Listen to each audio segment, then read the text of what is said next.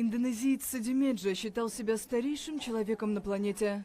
Мбагхота, дедушка Кхота, как называли его местные жители, ушел из жизни в воскресенье в возрасте 146 лет.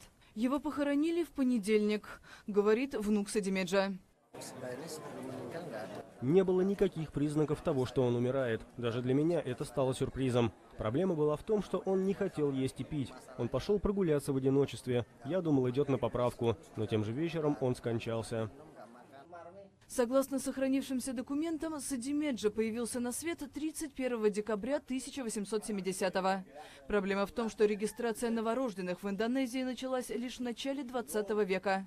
Но местные власти неоднократно заявляли о подлинности бумаг Садимеджа и намерении занести его в книгу рекордов Гиннесса.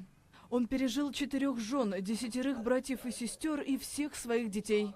По словам родственников, он обожал рассказывать истории из своих юных лет, которые пришлись на конец 19 века.